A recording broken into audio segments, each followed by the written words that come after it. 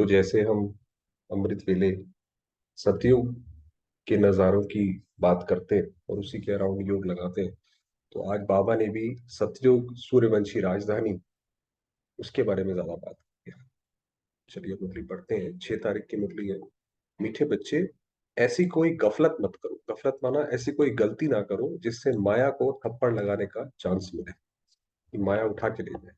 अगर श्रीमत पर नहीं चलेंगे तो माया थप्पड़ मार मुंह फेर देगी। मुंह फेर देगी माना दूसरी तरफ चल पड़ेंगे, पता ही नहीं पड़ेगा हम कब यहाँ से इस खेमे से निकल के दूसरे खेमे में चले गए। तो बाबा ने कहा ऐसी कोई गफलत मत करो।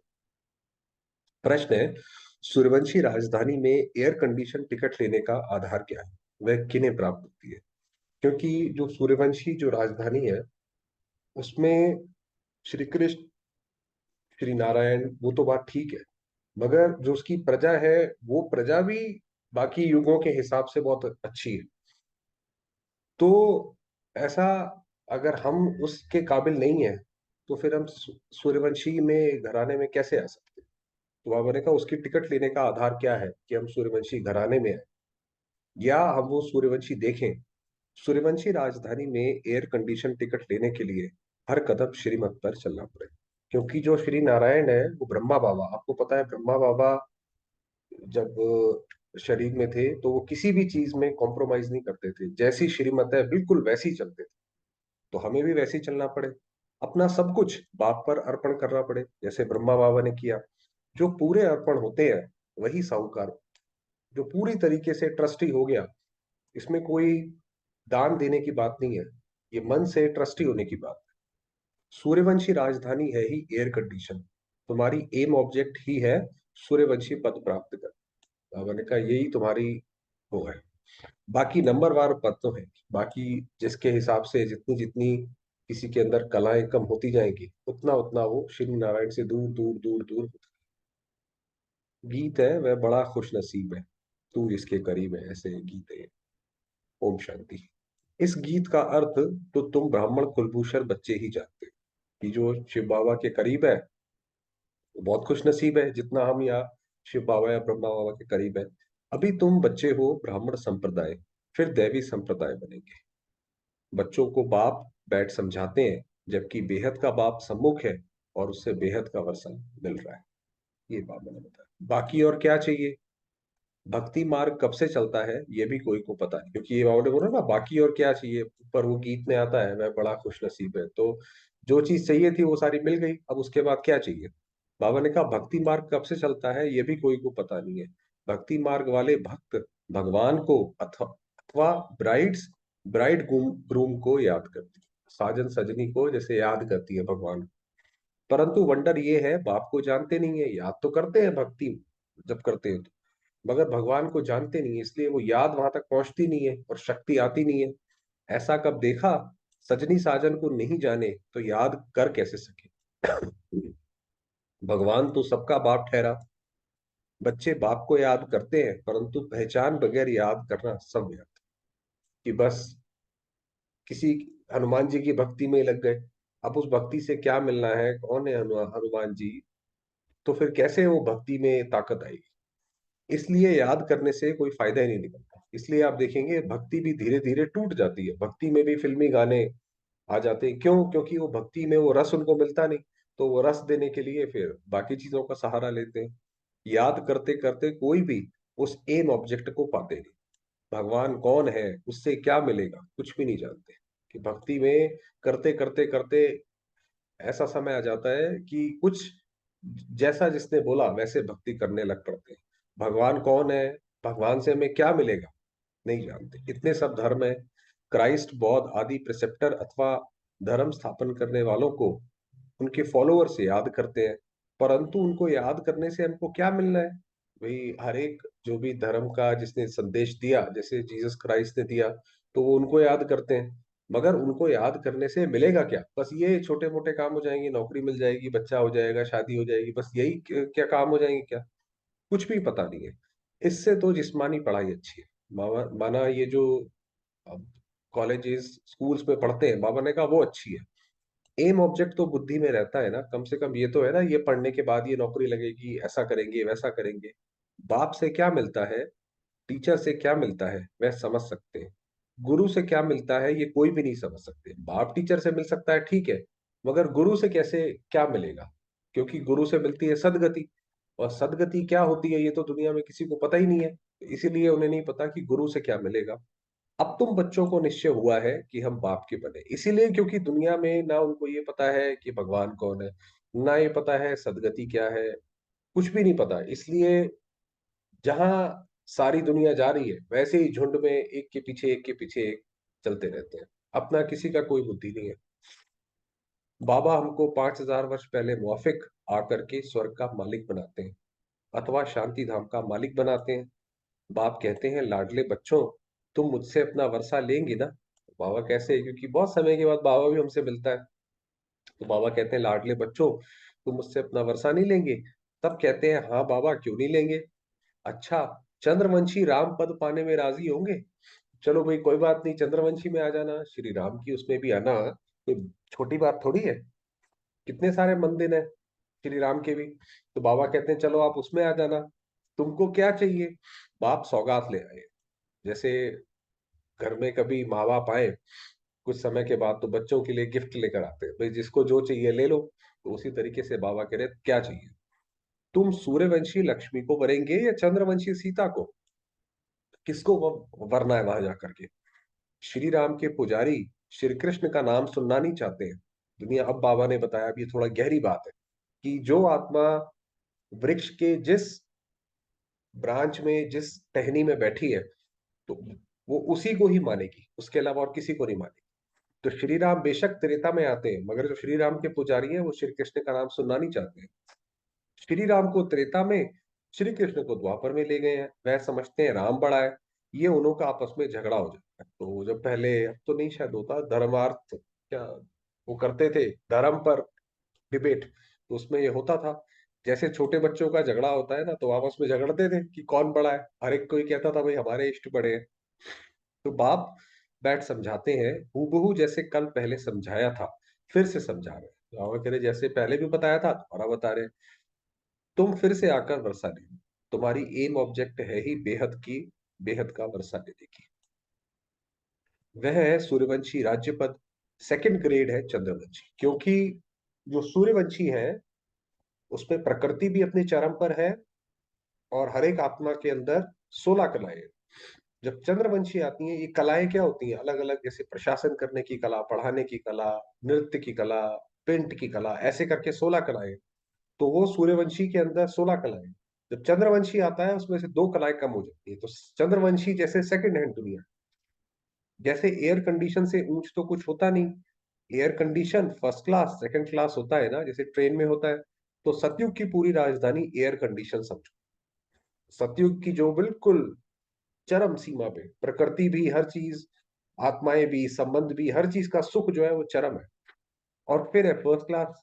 तो बाप कहते हैं तुम एयर कंडीशन का सूर्यवंशी राज्य लेंगे व चंद्रवंशी फर्स्ट क्लास का, उससे भी कम तो फिर सेकंड क्लास में नंबरवार वारिस बनो, फिर तुम पीछे पीछे आकर राज्य पाएंगे। फिर उसके बाद अगर मान लो बाबा का कोई बच्चा है, चंद्रवंशी में भी गया, मगर वो फिर भी राजा जरूर बने, चाहे द्वापर में जाके बने, बनेगा जरूर। तो बाबा ने कहा फिर पीछे आकर राज्य पाएंगे, क्योंकि बाबा ने मुरली में जब बोला कि तुम मेरे राजा बच्चे हो, तो इसका मतलब राजा तो एक बार वो बनेगा, चाहे द्वापर में बने चाहे कलयुग में बने, एक बार जरूर बनेगा।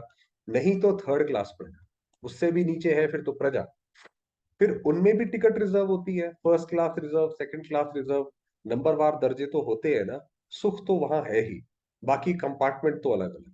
तो माना ऐसा नहीं है कि प्रजा दुखी है, ये कल कवर करेंगे कि सतयुग में कैसे एक दूसरे के साथ सारे रहते हैं, संबंध कैसे अमृत वेले। तो बाबा ने कहा बाकी वहां पे कंपार्टमेंट अलग अलग है।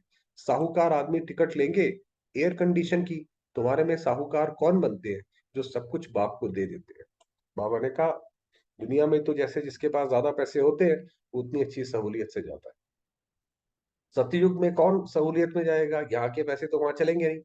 तो जो जितना बाबा के प्रति हम समर्पित हुए, उसका एवजा बाबा सतयुग में वापस करेगा। तो जो जितना सब कुछ बाप को देते हैं, बाबा ये सब कुछ आपका है।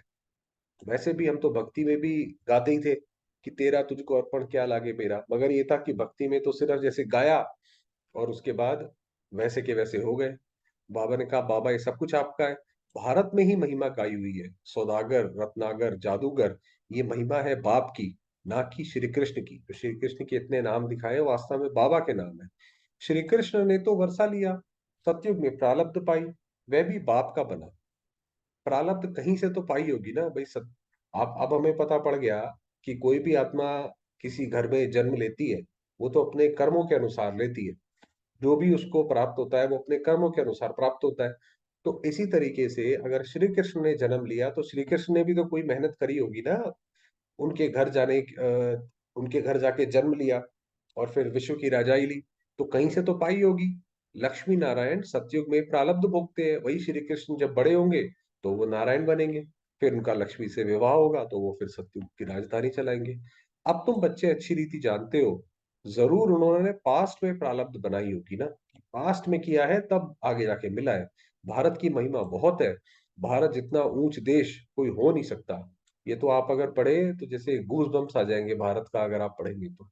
जो मकौले था, जो इंग्लैंड की जिसने पूरी एजुकेशन स्थापित करी, तो वो कहता था आप किसी भी डिसिप्लिन में कुछ भी देखना चाहते हो, भारत में आपको वो सब मिलेगा।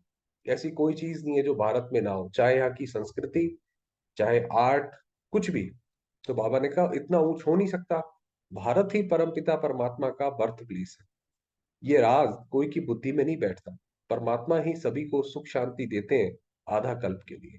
भारत नंबर वन तीर्थ है। भारत को वैसे भी स्पिरिचुअल गुरु कहते हैं। बाबा ने कहा भारत में कोई, ठीक है भारत में तीर्थ अलग अलग है, मगर भारत ही अपने आप में सबसे बड़ा तीर्थ है क्योंकि स्वयं भगवान आते हैं। परंतु गीता में नाम डाल दिया है श्री कृष्ण का, इसलिए इसका मर्तबा कम हो। क्योंकि आपने निराकार भगवान के बदले जैसे ही शरीरधारी डाला, तो फिर जो है उसका गीता की भावना कम हो गई।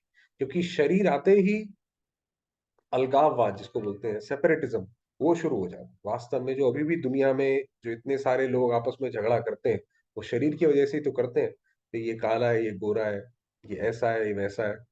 तो वो सब शरीर की वजह से आता है। नहीं तो सभी मनुष्य उस बाप को ही मानते और कोई पर फूल नहीं चढ़ाते। बाबा ने कहा वैसे ही एक तो शिव के मंदिर सबसे ज्यादा है, और अगर वो गीता में अगर वो श्री कृष्ण का नाम नहीं डालते थे तो फिर तो सारे शिव को ही पूजते। सर्व का पतित पावन बाप, उनका सोमनाथ मंदिर है गुजरात में जो मंदिर है, शिव पर ही सभी आकर माथा टेकते हैं। परंतु ड्रामा अनुसार एक बाप को भूलने से सृष्टि की हालत कैसी हो जाती है। आप सोचिए कि सृष्टि धीरे धीरे धीरे धीरे बाबा को भूले और फिर गिरते गिरते गिरते गिरते ऐसी हो जाती है, हर जगह दुख ही दुख जैसे अभी लगा हुआ है। आप जो भी दुख सोचे दुनिया में वो हो रहा है, तो ऐसी हो जाती है। इसलिए फिर शिव बाबा आते हैं, कोई तो निमित्त बनते हैं ना। अब बाप कहते हैं अशरीरी बाप, अब बाबा आए, सबसे पहले बाबा ने अपनी जो शिक्षा दी कि अशरीरी हो जाए, अपने को आत्मा निश्चय करो, इस शरीर से अपने को अलग करो, आत्मिक जो सत्य स्वरूप है उसको देखो। मैं आत्मा किसकी संतान हूं, ये कोई जानते नहीं है। वंडर है ना, कहते भी हैं ओ गॉड फादर रहम करो। शिव जयंती भी मनाते हैं, परंतु वह कब आए थे ये कोई को पता नहीं। वहां बने का शिव जयंती मनाते हैं, सब कुछ करते हैं। अब हिंदू धर्म भी है, ये किसी को नहीं पता कि हिंदू धर्म किसने स्थापन किया। तो वहां बने का ये कोई को पता नहीं। ये 5,000 वर्ष की बात है। बाप ही आकर नई दुनिया सत्युग स्थापन करते हैं। सतयुग की आयु लाखों वर्ष तो है नहीं, ऐसा नहीं कि सतयुग लाखों वर्ष में बीत गया। क्योंकि बहुत सारे जो हमारे इतिहासकार हैं वो ये साबित करने की कोशिश करते हैं कि भारत की ही सभ्यता सबसे ऊंची है, ये बात सही है, मगर भारत की सभ्यता सबसे पुरानी है, तो इसलिए वो पीछे पीछे ले जाते जाते हैं। तो बाप बच्चों को कितना सहज कर समझाते हैं, सिर्फ याद करो। अब बाबा ने बताया कि जब आप मेरे पास आए हो कुछ भी ना करो, सिर्फ याद करो। गृहस्थ व्यवहार में रहते कमल फूल समान। कमल की क्या खास बात होती है, लेता लेता सब कुछ वो कीचड़ से है, मगर वो कीचड़ के प्रभाव से मुक्त रहता है। इसी तरीके से जिसके साथ भी हमने जो डीलिंग करनी है वो हम करें, मगर उसके प्रभाव से मुक्त रहे। ऐसा नहीं किसी ने हमें दो शब्द अच्छे बोल दिए हमारी अवस्था ऊपर चढ़ गई, किसी ने दो शब्द खराब बोल दिए नीचे चली गई, तो जैसे हम कठपुतली है, ऐसे नहीं हो। विष्णु को सभी अलंकार दिए हैं, है ना। अभी ये बताया कि सिर्फ याद करो, गृहस्थ घर में रहते कमल फूल समान बनो। विष्णु को सभी अलंकार दिए, शंख भी दिया है, जो आप देखेंगे ना, काफी सारे अलंकार हाथों में होते होते हैं। तो विष्णु को शंख दिया है, कमल पुष्प भी दिया है, जो कमल पुष्प आप देखो देवताओं के हाथ में दिखाते हैं। वास्तव में देवताओं को ये अलंकार थोड़े ही दिए जाते हैं, क्योंकि देवताओं ने ये पुरुषार्थ नहीं करा, ये पुरुषार्थ तो हमने करा है, ये अलंकार हमारे हैं। ये कितनी गुह्य गंभीर बातें हैं ब्राह्मणों के अलंकार। अब हम जो वो जीवन व्यतीत कर रहे हैं कमल फूल समान में, तो वो कमल हमारा आसन है। तो हमारी कोई अगर पिक्चर बनाएगा तो वो ये कहेगा कि भाई देखो ये रहते तो ऐसे हैं, मगर ये किसी भी बुराई से परे है, तो जैसे ये कमल आसन पर, तो ये हमारे अलंकार है।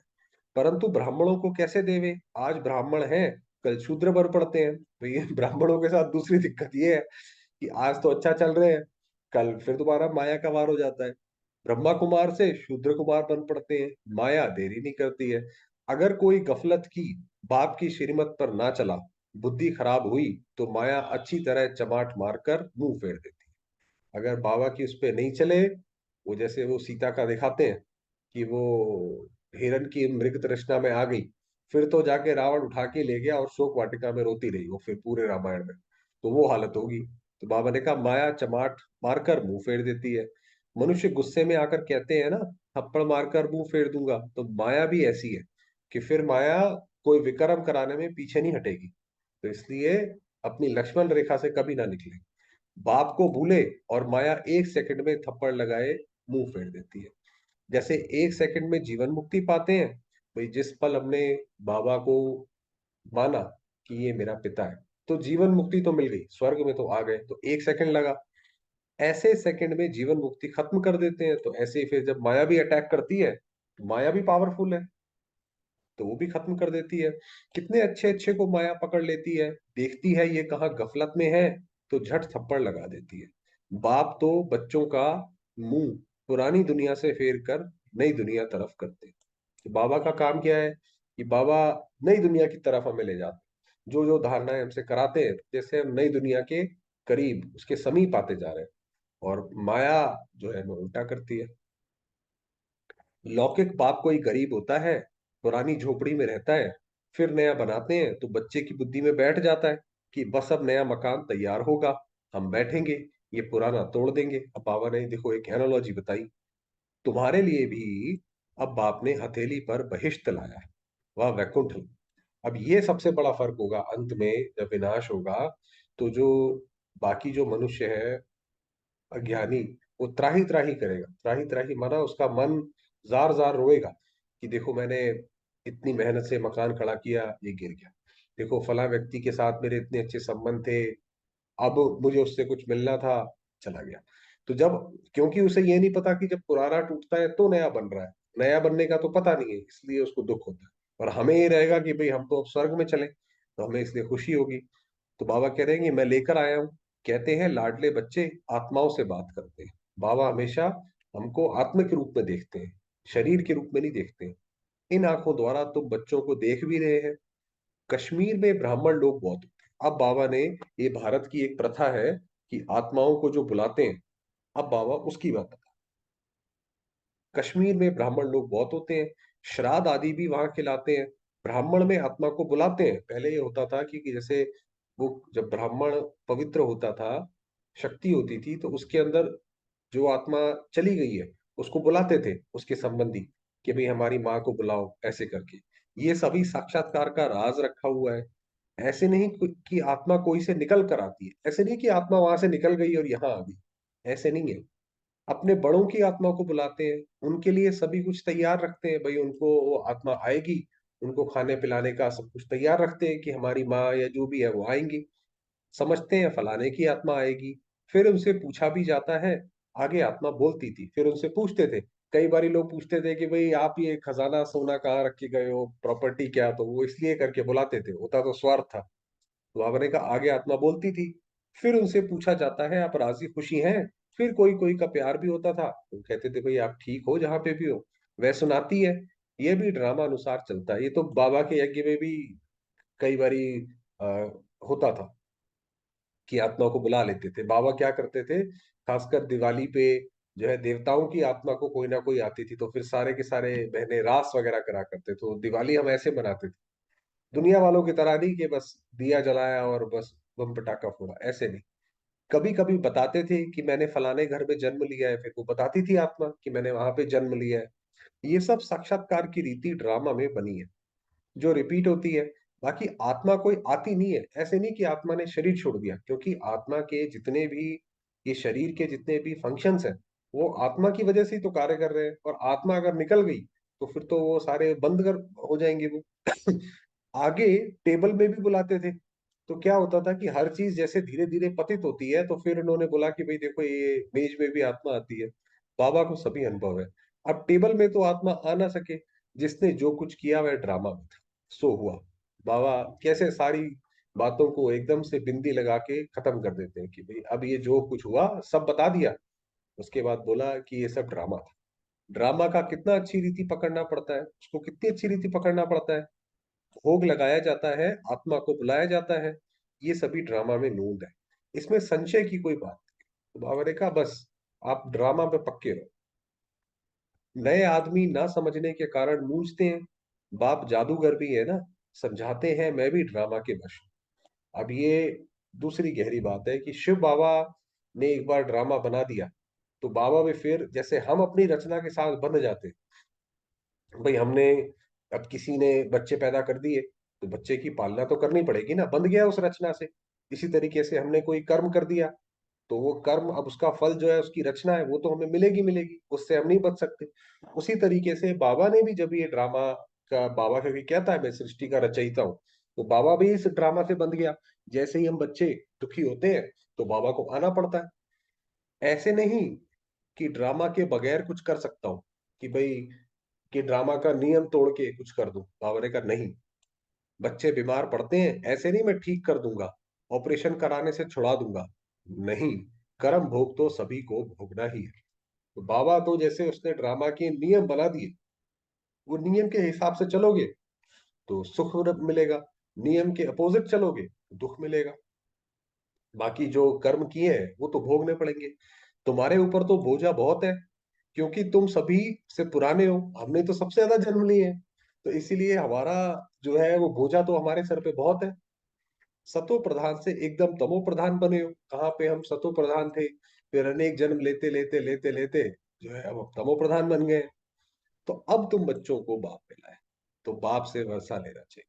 तुम जानते हो कल्प कल्प, अब ये वर्षा लेना चाहिए माना जो हमारी बैटरी थी वो सतयुग में फुल थी, तो धीरे धीरे धीरे धीरे आकर अब हमारी बैटरी पूरी खत्म होगी। अब हमारा समय आया, तो बाबा ने कहा अब तुम्हें बाप। ऐसे ही हर एक आत्मा की जैसे जैसे बैटरी खत्म होती जाएगी, वैसे वैसे उसे बाबा की याद आती जाएगी। फिर उसको लगेगा ये दुनिया खराब है, भाई ये जल्दी से बाबा को याद करो। तो तुम जानते हो कल्प कल्प हम ड्रामा अनुसार बाप से वर्षा लेते हैं। जो सूर्यवंशी चंद्रवंशी घराने के होंगे वह अवश्य आएंगे। तो बाबा ने कहा आप चिंता नहीं करो, जो भी इस घराने की होगी आत्मा, वो अपने आप आ जाएगी। जो देवी देवता थे फिर शूद्र बन गए, फिर वही ब्राह्मण बन दैवी संप्रदाय बनेंगे। ये बातें बाप बगैर कोई समझा ना सके। कि जिसको पूरा अपना ड्रामा का पूरा निश्चय हो, जिसको उसकी बारीकी पता हो, वही ये बात बता सकता है कि आप चिंता ना करो ये आत्माएं आ जाएगी। क्योंकि उसको आदि मध्य अंत तीनों पता है, उसको पता है भविष्य में क्या होने वाला है। बाप को बच्चे कितने मीठे लगते हैं। अब बाबा को दोबारा हम पर प्यार आया कि बाबा ने कहा देखो बाप को बच्चे कितने मीठे लगते हैं, कहते हैं तुम वही कल पहले वाले मेरे बच्चे हो। तो हमें देख के बाबा कहते हैं कि भाई तुम तो वही बात पुराने वाले हो, मैं कल्प कल्प आकर तुमको पढ़ाता हूँ। कितनी वंडरफुल बातें हैं। निराकार भगवान वाच, शरीर से वाच करेंगे ना, तो जो ज्योतिर्बिंदु शिव बाबा है, जब वो किसी शरीर में आएगा तब तो वो एक्सप्रेस करेगा ना, तब तो वो बोलेंगे। शरीर अलग हो जाता है तो आत्मा वाच ना कर सके, शरीर अलग तो बोल नहीं सकती, आत्मा डिटैच हो जाती है। अब बाप कहते हैं अशरीरी। सारी मुरली सुनाई, उसके बाद बोला कि अब अशरीरी। ऐसे नहीं कि प्राणायाम आदि चढ़ाना है, नहीं। समझना है मैं आत्मा विदर्शी, बस यही योग है। और कुछ नया करने की जरूरत नहीं है। ज्ञान में जो अच्छा लगता है उस ज्ञान को सिमरण करो, और दूसरी बात कि मैं आत्मा, बस यही योग है। मेरी आत्मा में 84 जन्मों का पार्ट भरा हुआ है। बाप खुद कहते हैं मेरी आत्मा भी जो एक्ट करती है वह पार्ट सारा भरा हुआ है। बाबा भी जो एक्ट करते हैं सेकंड बाय सेकंड, वो भी बाबा के अंदर भी भरा हुआ है। भक्ति मार्ग में भी वही पार्ट चलता है। कोई ने शराब पिया ही नहीं तो टेस्ट का पता कैसे हो सकता है? अभी बाबा ने बताया कि दुनिया में लोग कहते हैं ना कि भाई जिसने शराब पी है उसी को उसका टेस्ट पता है। तो ज्ञान भी जब लेवे तब पता पड़े। उसी तरीके से इस ज्ञान में कितना आनंद है, वो तो ज्ञान जिसने लिया है उसको ही पता पड़ सकता है। बाकी कोई ऊपर ऊपर से देखे उसको ज्यादा अंदाजा नहीं लगे। ज्ञान से ही सदगति होती है। बाप कहते हैं मैं सर्व का सदगति था। सर्वोदया लीडर्स है ना, यानी कि सर्व पर दया कर, ये बताया। बाकी समय हुआ है वरदान पर। तो वरदान दिया करावन हार की स्मृति द्वारा, कि हमें करवाने वाला कौन है? स्वयं शिव बाबा। बड़े से बड़े कार्य को सहज करने वाले निमित्त करण हार। एक बहन थी, वो अपने घर गई जब बाबा ने उसको बोला कि आप घर जाओ। तो वो घर गई और उसने पढ़ाई लिखाई बिल्कुल नहीं करी थी। उस वक्त शायद इंदिरा गांधी या कौन थी प्राइम मिनिस्टर। तो उसने बोला अपने घर में कि मैंने इनको ज्ञान देना है। तो उसके घर वाले हंसने लग गए कि भाई ये क्या बात करते हैं कि उनको ज्ञान देना है। तो मगर वो जब फिर घर से वापस गई तो उसने वापस जाके बाबा को बताया कि बाबा मैं इंदिरा गांधी से मिलकर आई थी, उसको मैं ज्ञान देकर आई थी। तो कितना भी बड़ा कार्य होगा तो बाबा वो करवाएगा, क्योंकि वो करावनहार है और हम करणहार है। हम मतलब करने वाले हैं। बाप दादा स्थापना का बड़े से बड़ा कार्य स्वयं करावनहार बन निमित्त करणहार बच्चों द्वारा करा रहे हैं। जैसे माँ बाप होते हैं ना, आप देखेंगे बच्चों का बर्थडे पे केक कटवाते हैं। तो बच्चा छोटा होता है तो उसका हाथ पकड़ के ही कटवा देते हैं, काटते खुद है और हाथ उसका लगा देते हैं। तो ऐसे ही बाबा भी हमारे साथ करता है कि स्थापना का कार्य होगा, उसमें कर सब कुछ देगा, बस हमारा नाम आगे कर देगा। करण करावन हार इस शब्द में बाप और बच्चे दोनों कंबाइंड है। हाथ बच्चों का और काम बाप का। वही जो बताया कि हाथ हमारा लग जाता है, हमने कोई सेवा हाथ में उठाई तो वो हो जाएगी पूरी। हाथ बढ़ाने का गोल्डन चांस बच्चों को ही मिला है, क्योंकि जो कर्म करता है उसी को उसका फल मिलता है। तो हाथ अगर हमने बढ़ा दिया, बाकी चलो बाबा संभाल लेगा, मगर इतना तो हमें कर। लेकिन अनुभव यही करते हैं कि कराने वाला करा रहा है, निमित्त बनाए चला रहा है। हर कर्म में करावन हार के रूप में साथी है। तो हर कर्म में कोई भी काम, जैसे उसके अंदर बताते हैं कि अर्जुन किसी भी चक्रव्यूह में फंसता था तो श्री कृष्ण उसको निकाल के ले जाते थे, क्योंकि उनको तो सब पता था।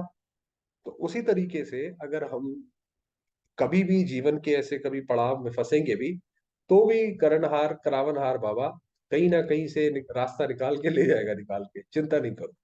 तो बाबा ने कहा वो ले जाए। स्लोगन है ज्ञानी तू आत्मा वह है। यानी ज्ञानी आत्मा कौन है? जो अर्जी डालने के बजाय, अर्जी माना बाबा ये कर दो, बाबा वो कर दो, अर्जी एप्लीकेशन डालते हैं ना उसको बोलते हैं अर्जी, कि आज बाबा ये कर दो, ऐसा कर दो।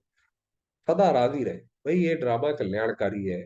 शिव बाबा बुद्धिमानों की बुद्धि है और साथ में सर्वसमर्थ भी है, और उसके साथ में वो हमें प्यार भी करता है। तो इसलिए जो भी हमें जिस चीज की जरूरत होगी वो आपे ही देता रहेगा। हमें कोई अपनी अलग से एप्लीकेशन डालने की जरूरत नहीं है कि जॉब लगा दो, ये कर दो, वो कर दो। उसको सब पता है, आप बस अपना आनंद में रहो। तो वो है ज्ञानी तू आत्मा। चलिए थोड़ी देर बाबा के याद।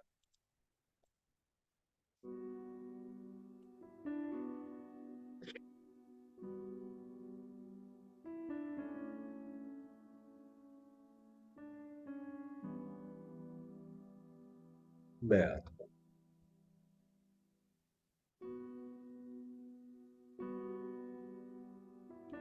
ज्योतिर्बिंदु, पॉइंट ऑफ लाइट।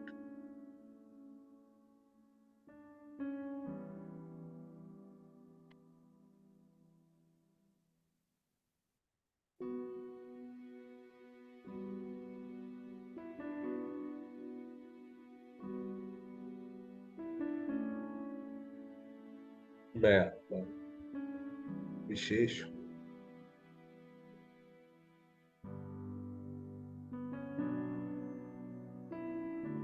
सर्वोच्च, भाग्यशाली।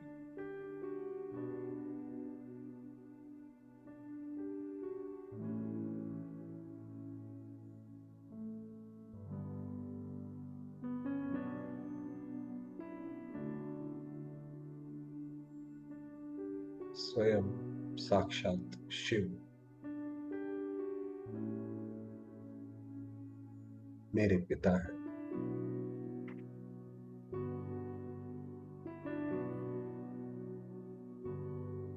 मेरे गुरु।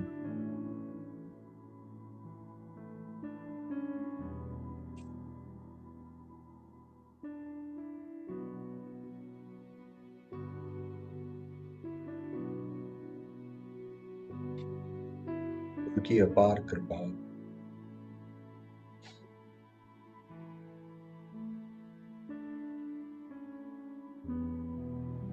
निस्वार्थ स्नेह,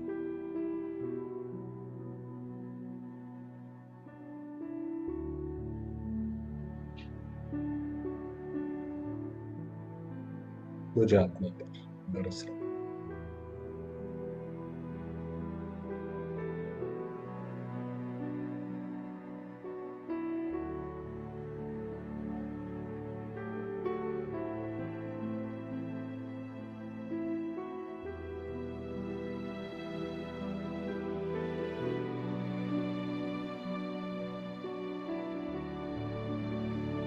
अनुभव करेंगे बाबा की किरणों में स्वयं की।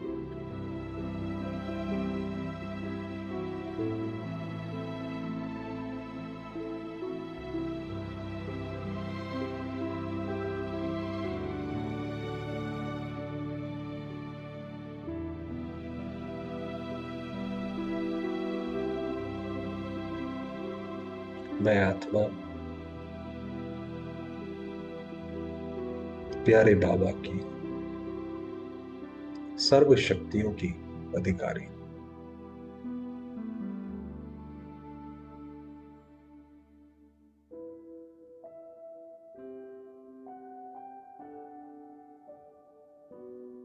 उनके स्नेह पर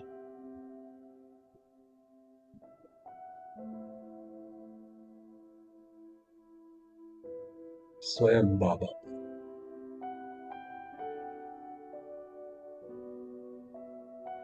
मेरा अधिकार है।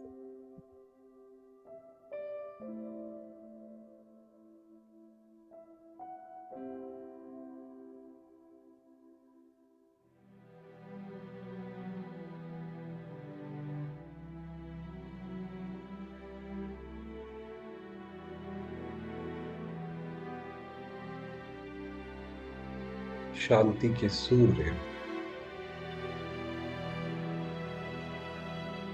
प्यारे बाबा की किरणें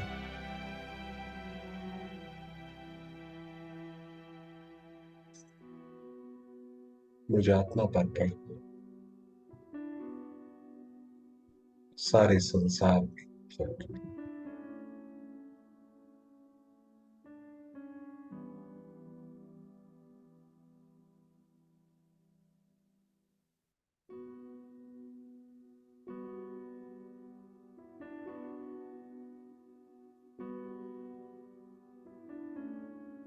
मैं आत्मा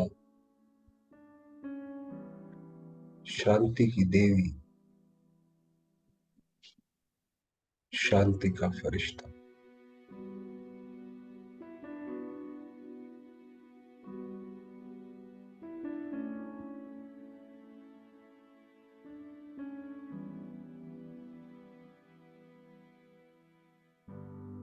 सर्व आत्माओं को परमात्मा शांति प्रदान कर रही।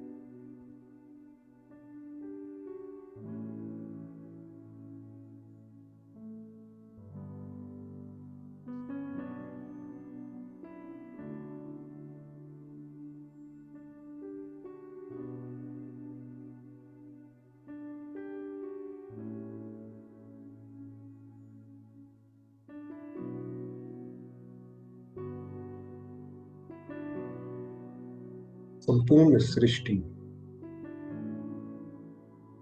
शांति की किरणों से प्रकाशित।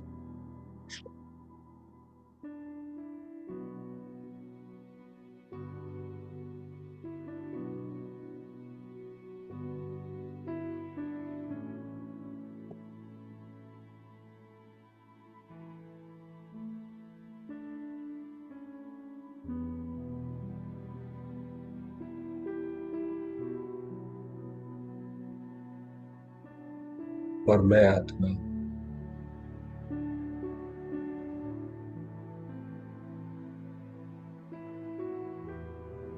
शिव शक्ति।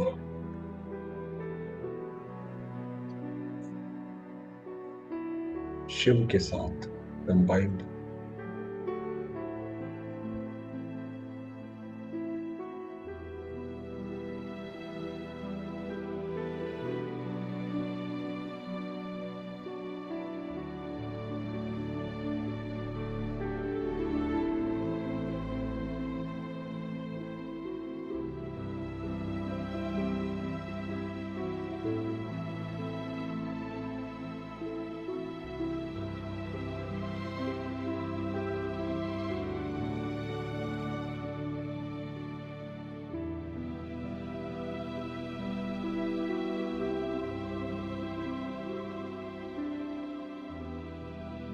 ओम शांति।